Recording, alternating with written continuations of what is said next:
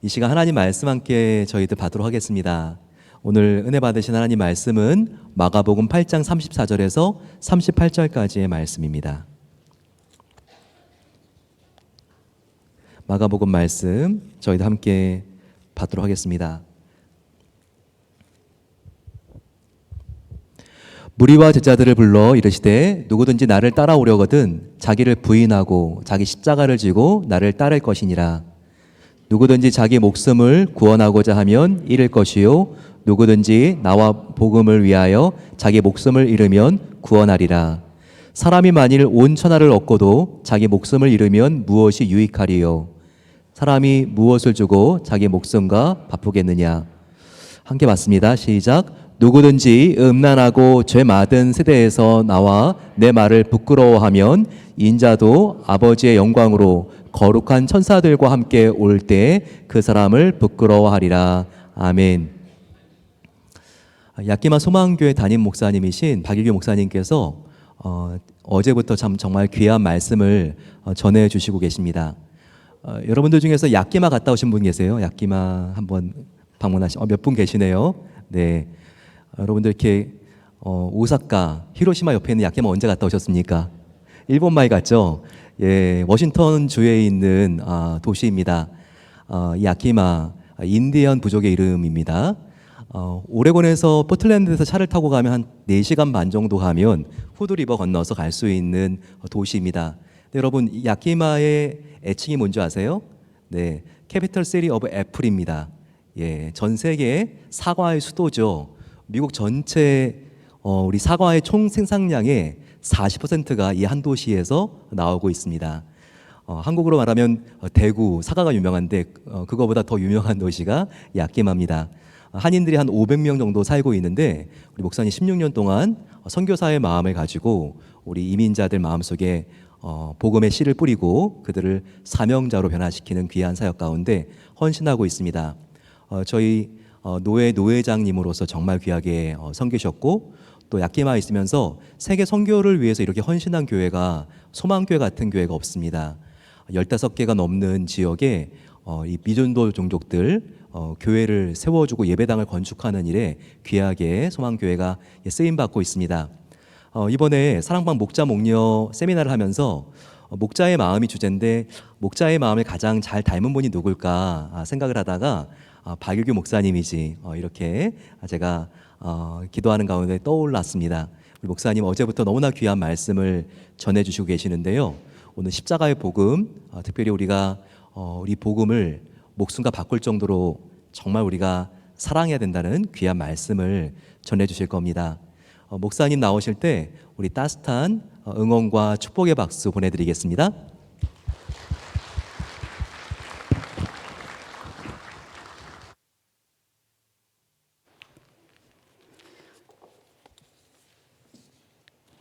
사과드립니다. 사과드립니다.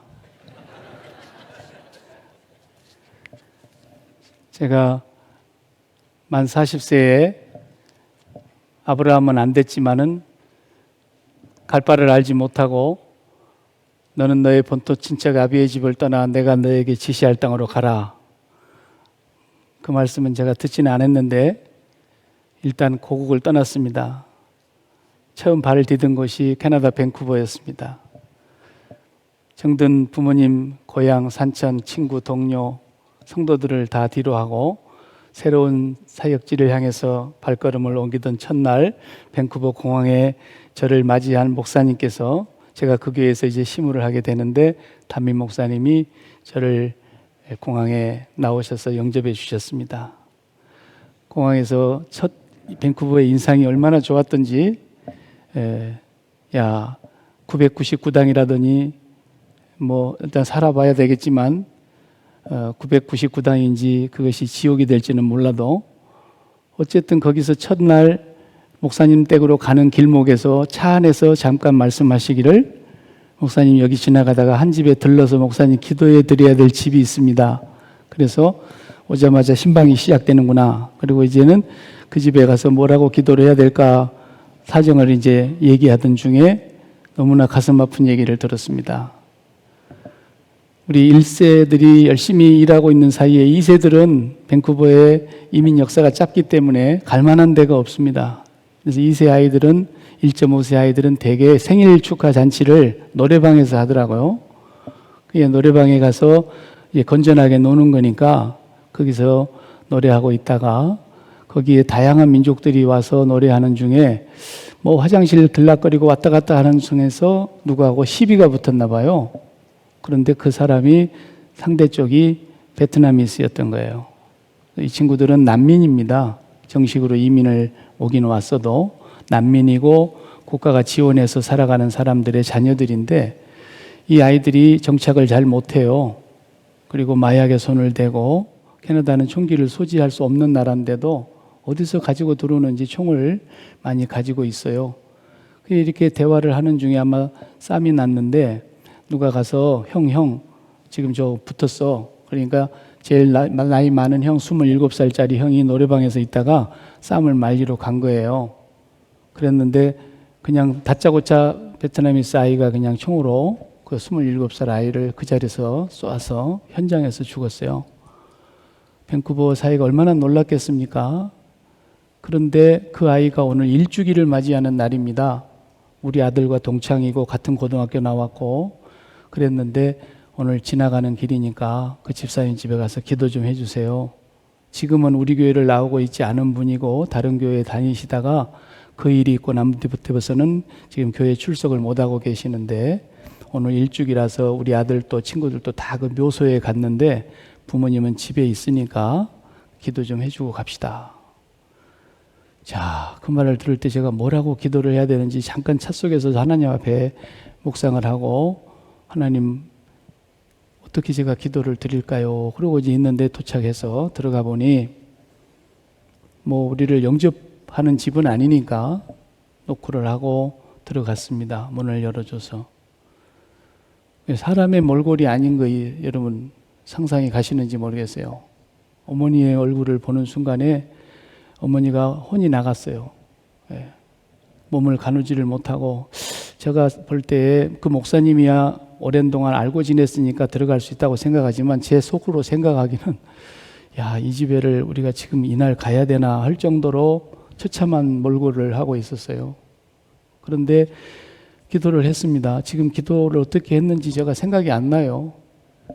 기도하고 잠깐 위로를 하는 말씀을 이렇게 했겠죠.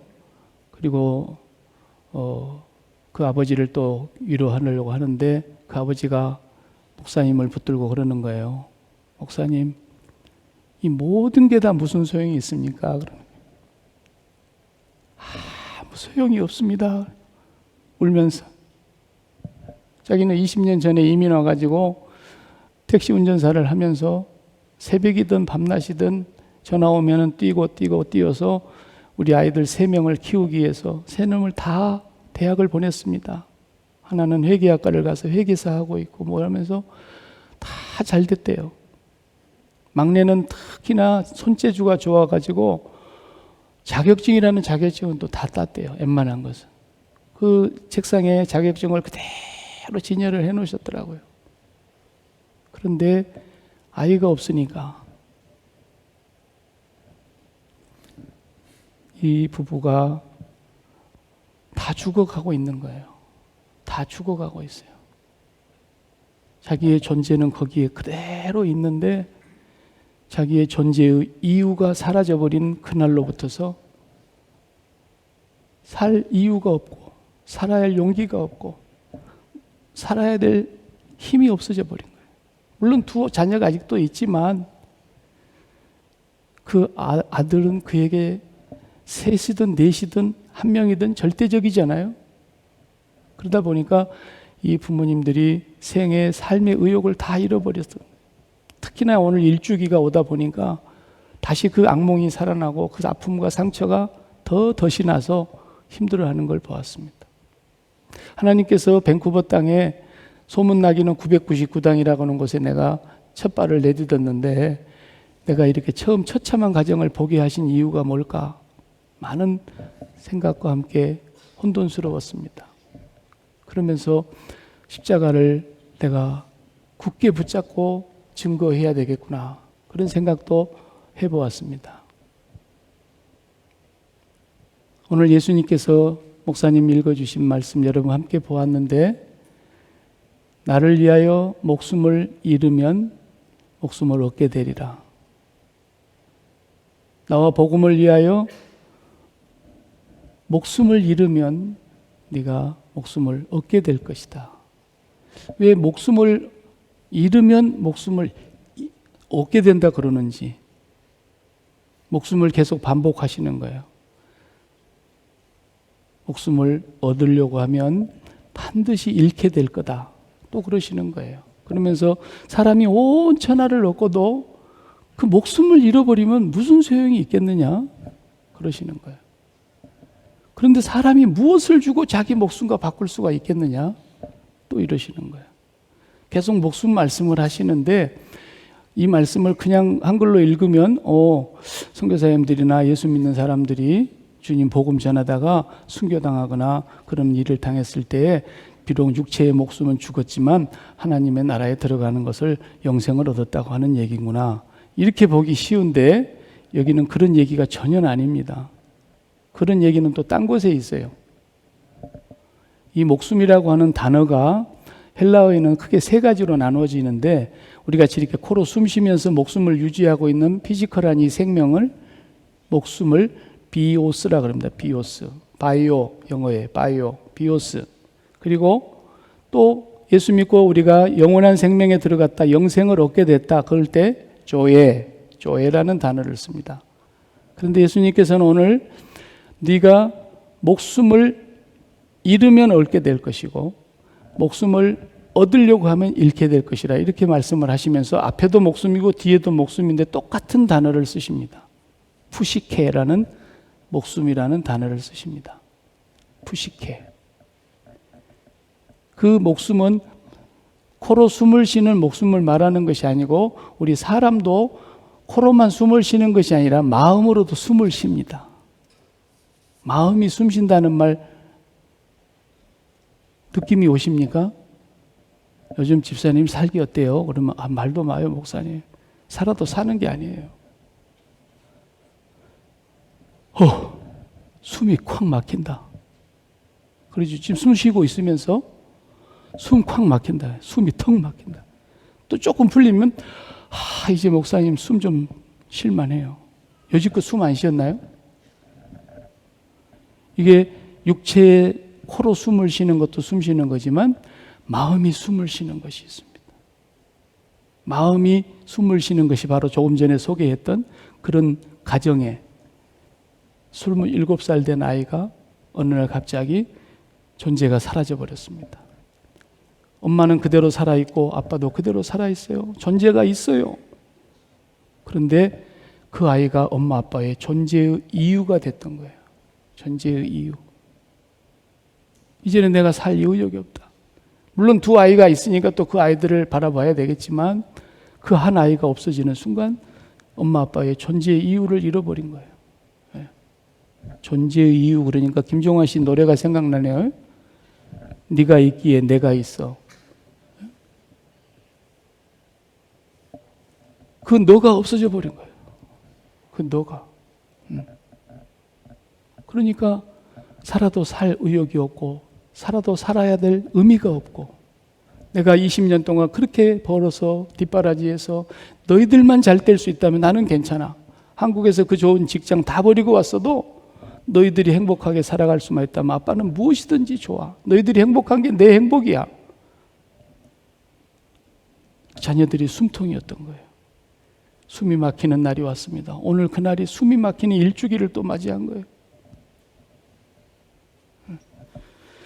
바로 예수님께서 네 그 숨통, 네 마음이 날마다 이제 행복하다, 이제는 안심이다, 이제는 살 것 같다, 너를 그렇게 마음이 숨쉬게 해주는 그 숨통이 뭐니? 이걸 우리에게 도전하시는 거예요. 그래서 앞에서 말씀하는 그 말씀 중에 목숨이 두 개씩 나란히 나오지만 생략되어 있는 거예요. 네가 목숨을 잃으면 목숨을 얻게 될 것이고, 나와 복음을 위해서 목숨을 잃으면 목숨을 얻게 될 것이고, 앞에 목숨과 뒤에 목숨이 똑같은 푸시케를 쓰고 있는데 마음의 숨이 다른 거예요. 뭘로 숨을 쉬는 얘기예요? 다른 얘기죠. 연애하는 사람들은 보니까, 우리 애도 연애할 때 가만히 보니까, 야, 그래도 새벽기도 우리 이번 특별 새벽기도니까 좀 나가자야. 나가야 되지 않겠니? 그러면 이제 감옥에 끌려가는 사람처럼 겨우 일어나가지고, 그래도 걔가 잘해줘야 제 영업이 잘 되니까. 무슨 말씀인지 잘 모르시는가? 네. 아빠의 영업에 지장이 없도록 제가 나가주겠습니다. 이렇게 이제 애들이 억지로라도 일어나서 새벽 기도를 가는 거예요. 그때 가는 그 모습은 보면은 소가 도살장으로 끌려가는 같이 가죠. 네. 그런데 애인을 만났어요. 어느 한인 가정에 학교 다니다 애인을 하나를 연애를 시작했는데, 걔가 아침에 일찍 만나자 그랬나 봐요. 학교 가기 전에. 없어, 아침에 보니까. 예. 걔가 이제 숨통이 되기 시작한 거예요. 어렸을 적에는 공항에 내릴 때 1학년 마치고 오네 내 뒤에 똘똘똘똘똘 달아오면서 말 한마디도 못하니까, 나는 지금도 랜딩 영어가 평생 영어지만 나 따라와. 이렇게 오던 애들이 이제 아빠 좀 비켜주세요. 아빠의 사랑은 이제 충분했어요. 그만하면 돼요. 나는 새로운 사랑을 만났어요. 거기가 숨통인 거야. 내가 말하면 숨이 턱 막힌대. 목숨이 바뀌었어요, 벌써. 에? 여러분 그런 자녀들 시절 다 겪었지 않습니까? 여러분 그렇게 또 걸어왔고요. 에. 사람마다 그 연령대에 따라서, 그 환경에 따라서, 위치에 따라서 목숨이 다 다릅니다. 어떤 사람은 명예가 목숨이에요. 나는 명예 하나를 위해서 산다. 그래가지고 마귀가 만든 말 중에 1호가 뭔지 아세요? 돈을 잃으면 조금 잃은 것입니다. 마귀가 그래요. 명예를 잃으면 많이 잃은 것입니다. 그래요. 그 다음에 세 번째, 건강을 잃으면 전부 다 잃은 겁니다. 사탄 복음 1장 1절에 그렇게 써놨어요. 근데 예수 믿는 사람들이 그것에 은혜 받아가지고 맞아 아멘이야. 그게 다 우리의 목숨이라는 뜻이에요. 어떤 사람 돈이 목숨이에요. 내가 어떻게 모은 돈인데 이 돈 다 사라지는 거 보고, 내가 얼마나 세상을 사랑해서 이렇게 돈을 모았고 내 힘을 다해서 내가 얼마나 노력해서 자수성가했는데 이것이 하루아침에 IMF가 와서 무너지는 걸 보면서 나는 살아도 못 살아. 그리고 유명을 달리하신 분들이 많잖아요. 그때 어떤 사람은 이제 돈을 웬만큼 벌었어. 뭐 어디 지역에 시의원이라도 한번 나가볼까? 명예가 생각나는 거예요. 그렇게 금싸라같이 번 돈을 명예에다가 써. 명예 얻기 위해서, 인기 얻기 위해서. 사람을 많이 얻어야 내가 당선이 되니까 밥을 사든 뭘 하든. 그래서 그 명예 하나를 가지고 인생을 걸어버려요.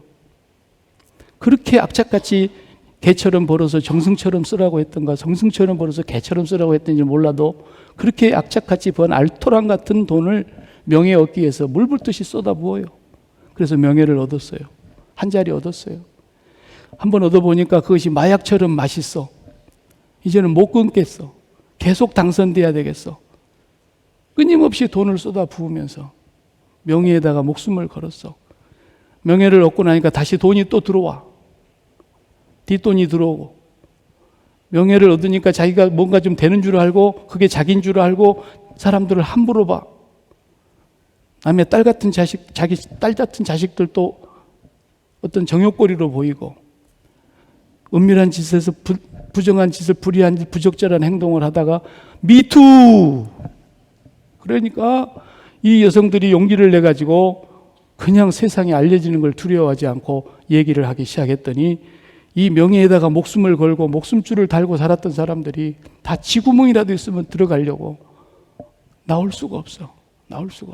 숨이 턱 막힌 거야. 왜? 명예가 목숨이었는데 내 집 명예, 인기 다 날아갔어. 내 일생에 번 돈 다 투자한 거 다 날아갔어. 살아도 못 살아. 그래서 또 유명을 달리하신 분들이 많이 있습니다. 한동안 우리 대한민국에서 건강전도사라 그래가지고 유명한 분이 계십니다. 고인이 됐기 때문에 제가 누가 되지 않기 위해서 성함을 말하진 않지만 이들 부부는 행복전도사였습니다. 그래서 전 세계에서 전국적으로 방송국에서 이분을 가장 황금 때에 강사로 모시려고 한 번 강의하는데 보통 3천만 원 한국 돈으로 한 3만 불씩 줬다고 우리가 해봅시다. 한 번 강의하는데. 그래도 그 사람을 섭외하기가 어려워서 행복전도사라는 별명을 가지신 이분이 병을 얻었어요. 불치의 병입니다. 성인병입니다. 만성질환입니다. 명예도 얻었고 돈도 얻었고 인기가 하늘을 찌르는데 건강을 잃었습니다. 더 이상 어떻게 할 수가 없어서 두 부부가 약조를 맺고 이렇게는 더 살 수가 없으니 나는 죽을래요. 그랬더니 아내가 목숨줄이었던 남편은 당신 가면 나는 어떡하라고. 당신 가면 나도 같이 가야지. 그래서 대한민국 어느 시골에 조용한 모텔에 방을 얻어놓고 거기서 두 분이 한날 한시에 세상을 떠났습니다. 세상이 깜짝 놀랐습니다. 행복전도사가. 사람들은 자기 목숨줄이 이 세상에 있는 줄 아는 거예요. 그래서 내가 누구냐? 나를 만들어 보려고 더 좋은 학교면 학교, 직장이면 직장, 결혼 상대자면 상대자, 나의 모든 것을 나를 만들어 보려고 몸부림을 칩니다. 왜? 나라고 하는 것은 네가 있어야 만들어져요. 김종환 씨가 진리를 얘기는 했어요. 네가 있기에 내가 있어. 네가 있기에 나를 존재하게 해. 맞죠? 네 없는 세상은 나도 없는 거야.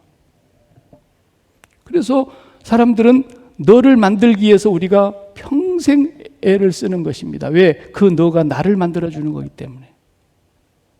명문대학이라는 너가 있어서 내가 명문대학 출신이라는 나가 된 것이고, 높은 지위에 올라가는 그 직위에 거기 너가 있어서 내가 오늘 또 명예를 얻고 있는 것이고 권력을 갖고 있는 것이고, 아주 뛰어난 집안에 내가 거기에 사위가 되든 며느리가 되든 그 너가 있기 때문에 내가 오늘 있게 되는 것을 사람들이 알기 때문에 더 확실하고 안정되고 남이 부러워할 정도로 분명한 나를 만들기 위해서 너를 찾아다니는 것입니다. 너를 얻기 위해서 오늘 또 우리는 아침부터 저녁까지 뛰는 것입니다.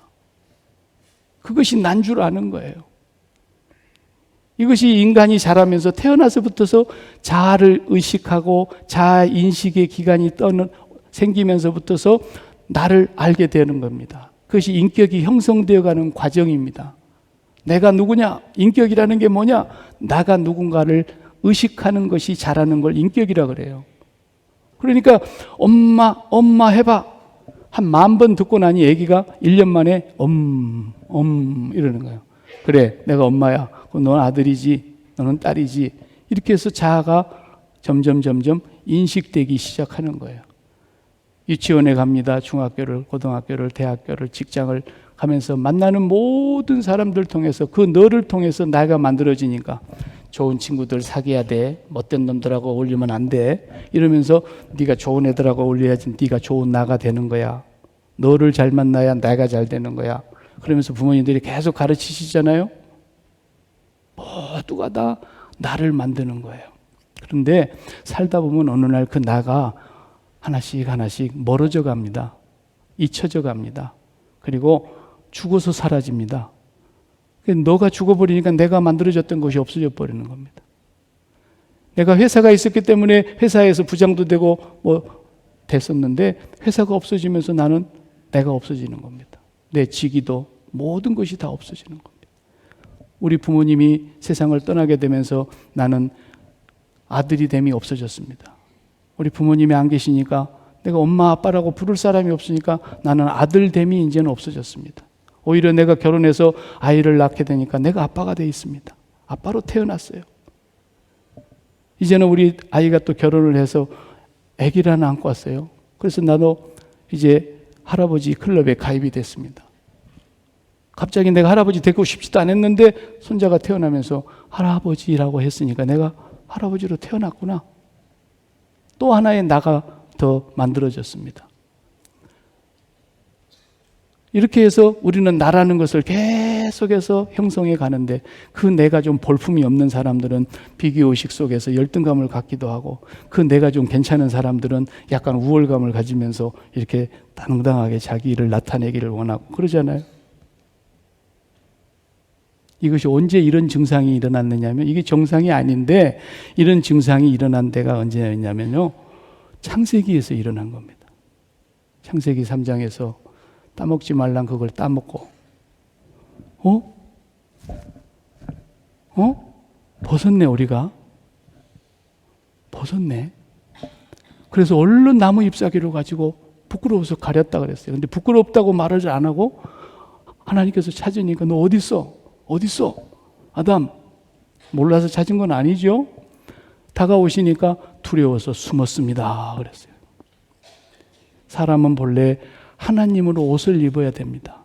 하나님으로만 옷 입으면 아무 걱정이 없는 존재로 지음받았기 때문에 하나님을 벗어버리고 나니까 너무 두려움이 온 거예요. 그래서 두려워서 숨었습니다 그랬어요. 그래서 오늘날 인간들은 다 자기를 만들어 놓은 그 자기가 크고 높아지고 많아지고 안정되면 안정될수록 그것을 누가 벗길까 봐서 그 아무개 옷 벗었대. 왜 벗었대? 뇌물 받아먹고 걸렸다나 뭐졌다나 옷 벗으면 그렇게 두려워하는 겁니다. 하나씩 하나씩 벗기니까 나의 실체가 이제 드러나기 시작하니까 누가 벗기지 않아도 나이가 들어서 점점 벗기고 시계바늘을 이길 장사가 누가 있습니까? 나도 왕년에 괜찮은 사람이었다 그런데 지금 다 시계바늘에 밀려나가지고 내가 없어졌지 않습니까? 우리 사람은 하나님을 옷 벗어버리고 나서 너무 두려우니까 그 두려움을 이겨보려고 내 힘과 내 의지와 내 계획과 내 노력으로 무슨 짓을 다해서라도 나를 만들어 보기 위해서 너를 찾았던 겁니다. 그 너가 명예였고 돈이었고 건강이었고 자식이었고 하다 보다 세상의 쾌락도 너를 찾는 겁니다. 그런데 그것이 자기의 목숨줄이었던 거죠. 그래서 그 부분이 잘 되면 숨이 쉬어진다. 살만하다. 이 말은 뭐 됐어 이제. 그러다 갑자기 거기에 문제가 꽝 하고 터지면 숨통 막혀. 물 좀 갖고 와. 물. 숨통 막혀 죽겠어. 그러면서 숨 쉬고 있으면서 숨 막힌대. 이게 하나님을 벗어버린 인간의 모습인 겁니다. 성경에 이런 분이 한 분 계시는데 소개를 잠깐 해드리면 금방 알 수 있는 분입니다. 누가복음 7장에 나인이라는 마을에 남편을 여의고 외아들 하나를 키우는 홀어머니가 계셨다고 그랬습니다. 남편이 어떻게 돌아가셨는지는 기록이 없지만 또 남편이 아이가 태어나기 전에 죽었는지도 모르겠지만 일단 이 외아들 하나를 키우는 그 홀어머니 과부는 남편이 비록 일찍 갔지만 그 서름에 얼마나 복받쳤겠습니까? 그래도 아들 하나 있는 것이 얼마나 다행스러운지 이 아들은 자기의 남편의 분신이자 내 목숨줄이었던 겁니다.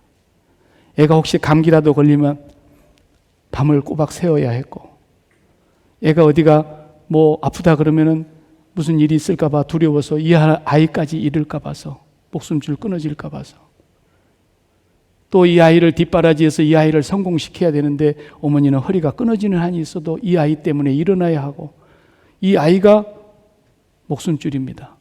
이 아이가 엄마에게 명령합니다. 엄마는 살아야 해. 아이가 말하지 않아도 엄마는 너무 잘 아는 거예요. 나는 살아야 해. 왜? 이 아이가 나를 살아라고 명령하고 있기 때문에. 이 아이가 나의 살아야 될 이유야. 나를 살게 해주는 힘이야. 아무리 남편 여유고 내가 세상이 팍팍하고 복도 지지리도 없는 여자라 할지라도 이 아이만 잘 될 수 있다면 나는 괜찮아. 이 아이가 행복하게 된다면 그게 나의 행복이니까. 이렇게 우리는 목숨줄을 붙들고 살아가는 겁니다. 그런데 이 아이가 죽었다 그랬습니다. 또 어머니의 존재는 그대로 있는데 존재의 이유가 또 사라져 버렸습니다. 이것이 인간의 실존이라는 것을 보여주고 있는 것입니다. 그 집만 불행하라고 그런 것이 아닙니다. 오늘 우리에게 하나님이 사인을 보내시는 겁니다. 그 집을 보고 네 실존을 바라보라는 것입니다. 네가 목숨줄처럼 붙들고 있는 그 목숨줄이 진짜 네 목숨인 줄 아느냐? 네가 그 목숨을 잃지 않으려고 붙들면 반드시 목숨을 잃어버리게 될 날이 올 것이고, 네가 그 목숨줄을 나와 복음을 위해서 버리면, 잃어버리면 너는 반드시 목숨을 얻게 될 것이다. 인자가 아버지의 영광으로 천사들과 함께 올 때에 나를 부끄러워하는 사람, 나와 복음을 부끄러워하는 사람은 나도 그를 부끄러워할 것이다. 그가 나를 목숨줄로 여기지 아니하고 평생에 세상에 있는 걸 목숨줄로 살면서 살았던 사람은 나도 내가 세상에 심판하러 왔을 때에 너희의 목숨줄은 다 끊어져 있을 텐데, 여기 혀끝에 물 한 방울만 그래도 그 자비가 없을 것 줄 알아라. 숨통이 막혀서 내가 차라리 죽여주세요. 산들아 우리 위에 무너져다오. 돌들아 바위들아 우리 위에 무너져다오. 죽여달라고 아우성을 쳐도 죽을 수가 없는 그곳에 있을 때, 숨통이 막혀서 더 이상 숨을 쉴 수가 없는데 거기에 나는 너를 모른다 할 것이다 라는 말씀인 겁니다.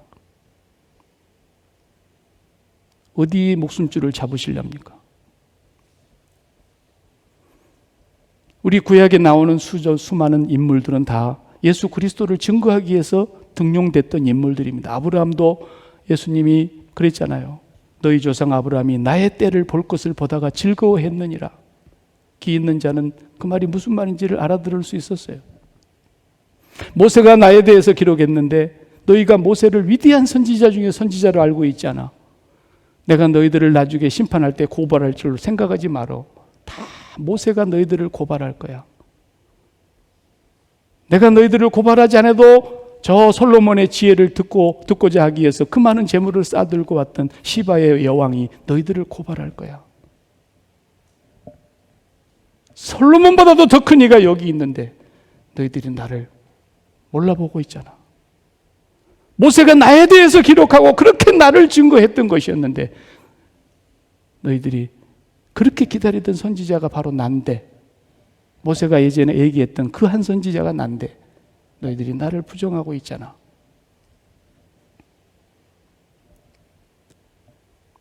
그런데 어느 날 마귀가 하나님을 치근대면서 하나님, 다 하나님 섬긴다고 늘 그러는데 쓸만한 사람 하나도 없어요. 다 거짓말입니다. 지들이 복 받으니까 하나님 찾고 하나님 좋다 그러지 그거 싹 다 가져가 봐요. 다 저주하고 욕하고 하나님 모른다 그러고 부정하고 그럴 거라고. 내가 그건 다 두루두루 다녀보고 왔어? 예, 다 봤어요. 다 그래요. 한결같아요. 그런데 하나님이 한 분을 마귀에게 소개를 했습니다. 동방에 제일 가는 부자로 사는 그 네 말대로 복을 많이 받았는데 걔는 정직하고 순전하여 여호와를 경외하는 자다.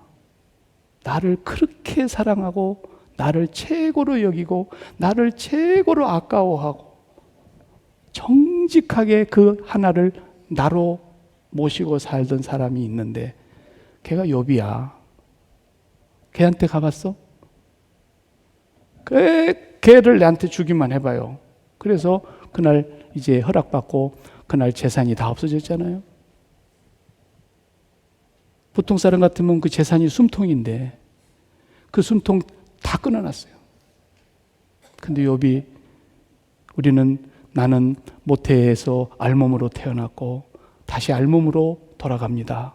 그러면서 원망하지 않았다 그랬어요. 마귀가 어퍼컷을 맞고다가 떨어진 거야. 와, 얘 세네.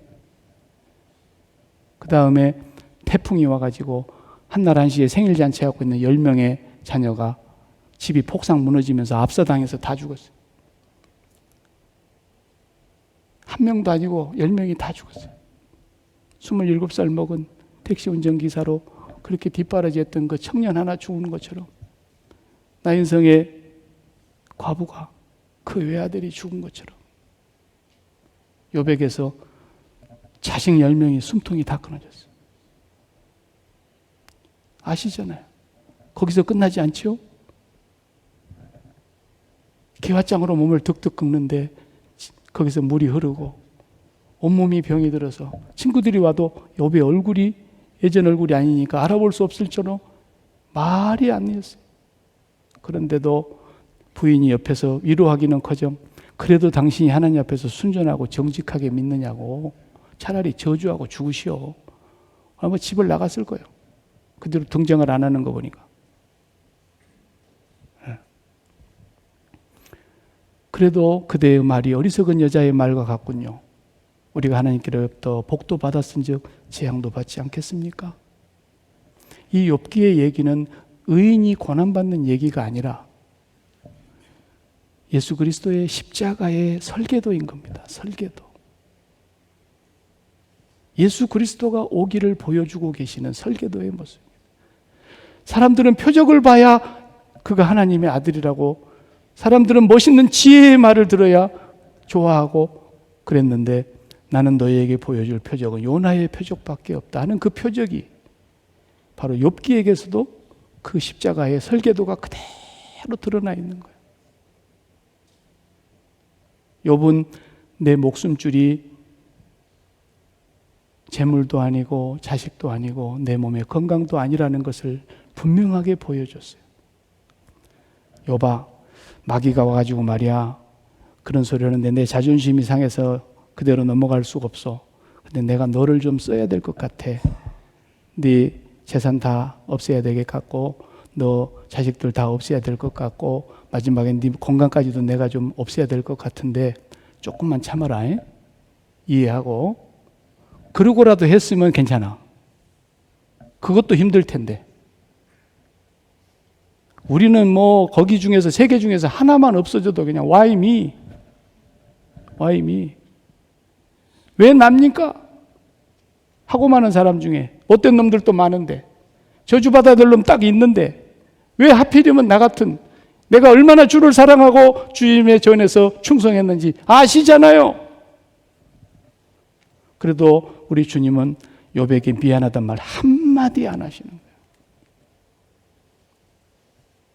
오히려 욥이 제가 하나님에 대해서 귀로 듣기만 할 때는 잘 몰랐는데 이 어마어마한 고난을 다 통과한 뒤에 내가 눈으로 주를 배움나이다 그랬어요.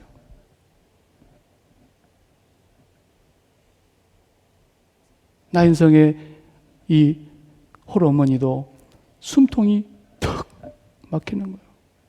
남편이 잃었어도 이거 하나 보고 여지껏 살아왔는데 그 관을 메고 갑니다. 동네 사람들도 너무 슬퍼서 나인의 동네 사람들이 다 뒤를 따라왔다 했어요. 상의 뒤를. 그런데 그 시간에 예수님이 오시는 거예요. 제자들과 함께 많은 무리가 예수님을 따라옵니다. 그리고 이 행렬과 맞았습니다. 예수님이 그 어머니의 눈물을 그치게 하고 관에 손을 대고 청년아 내가 내게 명하노니 일어나라 명령하시자 그 죽었던 청년이 일어나고 사람들이 먹을 걸 주니까 먹기도 하고 그랬습니다. 어머니에게 돌려줬다 그랬습니다. 주님이 그 과부가 너무 불쌍해서 안 됐어서 살려준 것이 아닙니다. 나는 너희들이 지금 목숨줄로 여기고 있는 이 땅에 있는 모든 것들이 진정한 너를 만드는 것이 아니라 그것 때문에 네가 네 되는 것이 아니고 진정으로 목숨줄은 나다. 죽은 사람도 살리는 나다. 그걸 우리에게 말씀하시려고 하는 것입니다. 만약에 그래도 그걸 못 깨닫고 또 아들을 목숨줄로 붙들었다고 한다면 어머니도 언젠가는 죽었을 것이고 그 아들도 언젠가는 또 죽었을 거 아닙니까? 나사로가 다시 살아났다 돌아 죽는 날이 있었던 것처럼. 이제는 네 목숨줄을 바꿔야 된다는 것을 주님이 말씀하신 것입니다. 네가 숨통이 막히는 것이 뭐냐 도대체? 조금만 살만하면 숨통이 트인다 그러고 조금만 어려우면 숨통이 막힌다는 그게 뭐냐 도대체? 그게 네 목숨줄이고 그걸 얻기 위해서 몸부림을 친다면 그거 조금만 건들면 왜 납니까? 그 옷을 벗기 싫어서. 네가 그걸 끝까지 안 놓고 놓치지 않는다면 네는 진짜 푸시케를 잃어버리는 날이 올 것이다. 그러나 지금 나와 복음을 위해서 네가 그 푸시케 나를 붙잡는다면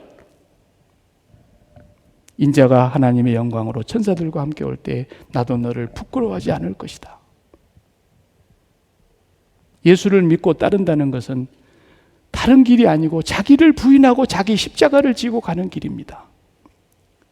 자기를 부인한다고 하는 것은 이 세상이 만들어준 나를 더 안정되고 더 높고 튼튼하게 더 크게 확장시켜서 만들어 보려고 몸부림을 치면서 일생 동안 달려왔던 그 너가 있어서 오늘 내가 있는 건데, 그 너는 어느 날 다 사라질 것이고 그 너는 잠시 남아있을지라도 내가 사라질 겁니다.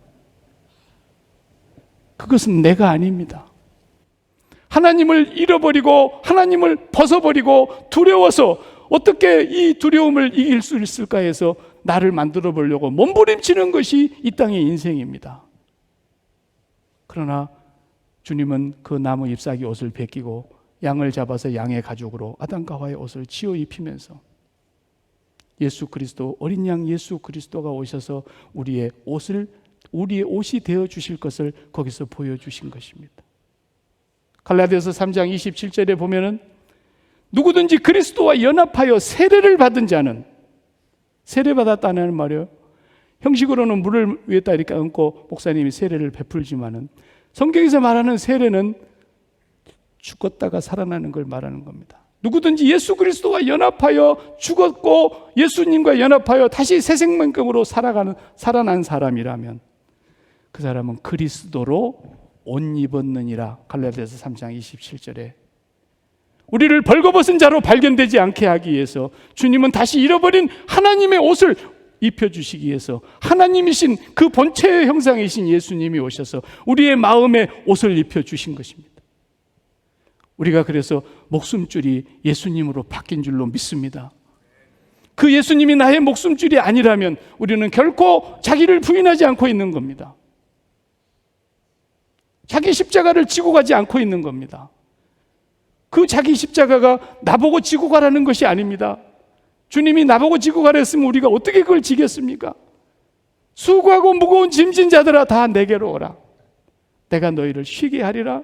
나는 마음이 온유하고 겸손하니 내 멍에를 메고 내게 배우라. 내 멍에는 쉽고 가벼움이라. 주님이 주신 그 자기 십자가를 지고 가라는 그 멍에는 너무 쉽고 너무 가볍습니다. 자기 십자가 지는 것이 어렵지 않습니다. 나보고 죽어야 된다 그러면 얼마나 어려운 일입니까? 그런데 그분이 찔리셨습니다. 우리의 마음에 목숨줄이 아닌 것을 목숨줄로 붙고 있고 내가 마음으로 붙들고 있었던 것이 오랫동안 붙들고 있고 나를 지켜준다고 생각했기 때문에 그걸 붙들다 보니까 그 목숨줄이 내 살점이 됐습니다. 살처럼 붙들었어요. 남의 물건도요 빌려다가 한 10년 쓰고 나면요 주인한테 돌려주기 싫습니다. 그거 물 묻은 바가지라도. 내가 어떤 너무나 나의 몸과 밀접하게 관계를 맺고 있었더니 내 자녀들을 더 훌륭한 자녀로 만들려고 했던 것은 다 니들 잘 되라고 그러는 것이지 나 잘 되라고 그러느냐 이렇게 말은 했지만 그래도 그렇게 닥달을 해가지고 명문대를 집어넣은 나 엄마 그래도 친정에 가갖고 신우하고 말할 때 고개 좀 힘 좀 주고 그런 나 봤지? 우리 애 이번에 들어갔어. 그대는 맨날 새벽 기도도 한 번도 안 받고 그러더니 어디 갔어? 그런 내가 진짜 난 줄 알고 나의 나 된 것이 그런 것으로 나의 나 된 것인 줄 알고 그게 참 나인 줄 알고 그런 목숨증을 붙들어 가지고 그러나 우리는 그것을 끊어낼 힘이 없지만 주님은 그가 찔림은 우리의 허물을 인하며 그 허물이 뭡니까? 엉뚱한 목숨줄 잡고 있는 것이 허물 아닙니까? 그가 상함은 우리의 죄악을 인함이라. 우리의 죄가 무엇입니까? 우리가 다 구부러져 있는 화살 같아서 구부러져 있는 총열 같아서 아무리 목표를 봐고 쏴도 목표가 맞지 않는 하나님으로에게서 빗나가 버린 우리의 삶이 하나님이 목숨줄이었는데 그 목숨줄을 벗어버리고 이 세상에서 목숨줄을 만들어 보려고 몸부림치는 그 허물과 죄 때문에 주님은 찔리고 상하셨습니다. 주님은 채찍에 맞으셨습니다. 주님이 징계를 다 받으셨습니다. 그리고 말씀하시기를 나와 함께 죽자 그랬습니다. 나의 죽음이 너의 죽음이 된 줄로 믿으라. 주님에 대한 십자가의 죽음의 입장 정리를 분명하게 하시기 바랍니다. 세월호의 죽음, 비록 가슴 아프고 찢어지게 가슴이 아픈 일이지만 여러분의 자녀가 거기 한 명도 없었다면 그들의 죽음일 뿐인 것입니다. 나의 현실은 아닌 거죠. 사실임에도 불구하고 나의 현실은 아닌 거예요. 여러분들은 지금 온 세계의 아픔을 안고 이렇게 예배 시간마다 기도하고 우크라이나, 이란, 어려운 열방의 나라들을 위해서, 북한을 위해서 이렇게 기도하는 것은 그들의 삶이 오늘 나의 삶이라고 동참하고 있기 때문이 아니겠습니까?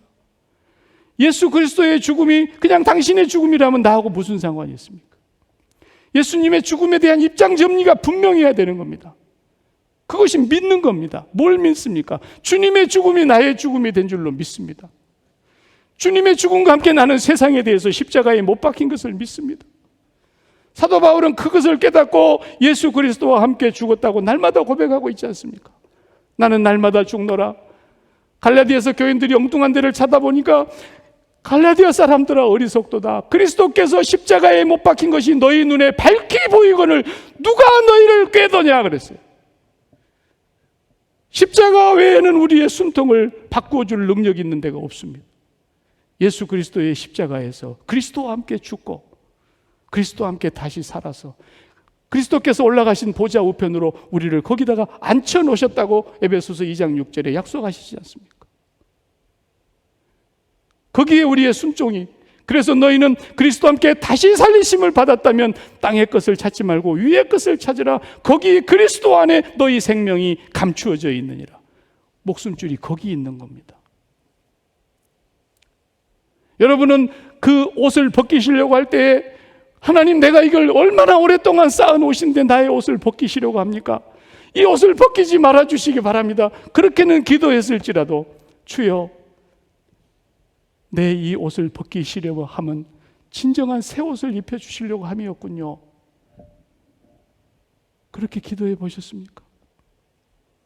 여러분이 목숨줄이라고 가장 소중하게 여기고 있는 그것을 붙들고 거기가 잘 되면 숨통이 열리고 거기가 안 되면 숨통이 막히는 그 부분을 하나님께서 터치하실 때 여러분들은 그 옷을 벗기지 않으려고 추운 바람, 매서운 바람에 옷깃을 더 스미면 더 움켜잡았습니까? 주여, 알겠습니다. 내가 숨통으로 여겼던 이것이 십자가에서 죽어야 된다는 걸 이제 알겠습니다. 주님이 그래서 여기를 터치하고 계시는군요. 네가 거기서 마음을 떼라. 네 숨통인 줄 알고 그걸 끝까지 붙들고 있는다면 너는 인자가 하나님의 영광으로 천사들과 함께 올 때에 나는 너를 부끄러워할 것이다. 여러분에게 있어서 가장 예민한 부분을 터치를 하십니다. 하나님은. 그것은 그걸 벗기지 말아달라고 기도하라는 얘기가 아니라 내가 이것을 벗을 날이 불현듯 다가올 텐데 내가 이것을 십자가에 진즉 못 박아야 했었는데 예전역에 내가 죽음을 가불에다가 썼어야 되는데 끝까지 죽지 않는 우리를 하나님께서 서서히 타치하시는 겁니다. 죽음을 가불에다가 쓰시기 바랍니다. 예수님의 죽음이 나의 죽음이 된 줄로 믿는 사람이 믿는 겁니다. 예수님의 죽음이 나의 죽음이 된 줄로 알고 나의 평생 자랑은 주의 십자가로다. 주의 보혈 흐르는데 믿고 뛰어나가 주의 은혜 내가 입어 깨끗하게 되어 내가 벗어버리는 그 옷을요, 그 비즈니스는 주님이 하시는 비즈니스였던 겁니다. 그건 내 일이 아니었던 겁니다. 내가 십자가에 과감하게 못 박아버렸던 자식, 돈, 건강, 직장, 비즈니스 그 어떤 것이라도 십자가에 못 박을 때 하나님은 그걸 다 픽업하시는 겁니다. 그걸 지금 내가 지고 내가 주장하려고 내가 주체가 되어서 내 인생을 내가 만들어 보려고 나라고 하는 걸 더 강화시켜 보려고 그러나 어느 날 그 너는 다 사라질 때가 옵니다. 알렉산더 대왕도 마지막 장례식에는 관을 구멍을 뚫어서 손을 밖으로 나오게 해라 그랬다잖아요. 천하를 통일한 알렉산더도 갈 때는 빈손으로 간다. 나를 만들었던 너는 없어지는 겁니다. 그러나 우리가 없어지지 않는 이유는 우리 아버지는 그런 상대적인 너가 아니라 스스로 계신 하나님. 누가 계셔서 하나님이 또 하나님의 위에 누른 상대 너가 있는 게 아니라 하나님은 스스로 계신 하나님. 나는 스스로 영원히 하나님이다. 그 영원하신 하나님이 우리의 목숨줄이 될 때 우리도 영원할 줄로 믿습니다. 이 세상의 모든 순간적인 찰나적인 너를 다 버리고 가도, 그래서 바울은 알고 보니까 그 하나님을 갖고 나고 난 뒤로부터서는 내가 이 세상에 지금까지 히브리인 중에 히브리인이고 바리새인 중에 바리새인이고 율법으로는 흠이 없는 자고 그렇게 자기를 잘났다고 생각했던 부분들이 다 예수 그리스도를 쫓아가는데 해가 된다는 걸 알게 되었던 겁니다. 그래서 고백하기를 배설물로 여겼노라 그랬습니다. 우리 집 앞에 매일 한 주에 한 번씩 갔다가 버려주는 쓰레기차가 왔다 갈 때 쓰레기통 비워갔다고 통에 잡아가고 울면서 애통해하는 사람 있습니까? 바울은 우리가 붙들었던 지금까지의 그 숨통이 다 배설물처럼 여겨지더라는 것입니다. 그것이 많으면 많을수록 그리스도를 쫓아가는 길에 해가 되더라는 거예요. 그래서 나는 그리스도께 발견되기 위하여 하나님의 눈에 욥이 발견됐습니다. 베들교회 사랑하는 성도 여러분, 여러분 한 사람 한 사람이 하나님의 눈에 발견되는데 저는 정말 이 세상에서 목숨줄을 나밖에 모르고 사는구나. 정말 저는 목숨줄을 나한테만 걸어놓고 내가 어떻게 하더라도 십자가에서 죽었구나. 내 종 예수 그리스도가 내려가서 십자가에서 죽어주었는데 그 십자가의 죽음을 나의 죽음이라고 주님을 꽉 붙드는 사람을 하나님이 얼마나 기뻐하시겠습니까? 예수님의 죽음이 나의 죽음입니다. 이제는 내 마음을 끌어 아버지께로 데리고 올라가 주십시오. 차라리 몸을 떠나 그리스도와 함께 있는 것이 너무 좋겠습니다. 그러나 아직도 아버지의 섭리와 뜻이 계시기 때문에 내가 이 땅에 있는 것뿐입니다. 왜 우리는 날마다 그분을 그리워하지 않습니까? 여러분이 그리워하는 그곳이 여러분의 믿음의 대상이 있다는 뜻입니다. 무엇을 그리워하고 무엇을 사랑하십니까? 여러분이 사랑하고 있는 그것만 여러분의 현실이 될 것입니다. 날마다 하나님을 그리워하시기 바랍니다.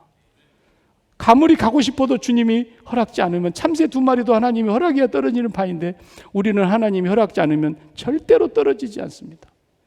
그날까지 여러분은 이 세상 목숨줄은 십자가에 못 박아버리고 그 모든 비즈니스는 아버지께로 다 돌리시고 우리의 영원한 메인 잡, 영원한 우리의 비즈니스, 목숨이 다하는 그 순간까지 붙들어야 될 목숨줄 예수 그리스도가 되시기를 축복합니다. 기도하겠습니다. 하나님 아버지, 지금까지 우리 살아온 삶, 내 목숨줄, 내 숨이 턱 막히고 숨통이 트이고 했던 것들이 땅에 있는 것이었다면 다시 한번 주님 앞에 회개하며 주님의 십자가를 굳게 붙잡습니다. 주여, 내가 그리스도와 함께 죽은 자입니다. 내가 십자가에서 다 못 박았습니다. 나의 삶을 거두어 주시옵시고 나의 남은 삶은 아버지의 한 분 목숨줄 붙잡고 영원한 기쁨, 영원한 평강으로 세상을 살아가게 해주셔서 우리의 얼굴에서 하나님의 영광을 세상이 보게 하여 주시옵소서. 우리의 얼굴에서 세상 사람들이 하나님의 기쁨을 보게 하여 주시옵소서. 우리의 얼굴 속에서 하나님의 살아계신 증거를 보게 하여 주시옵소서. 예수님의 이름으로 기도합니다. 아멘.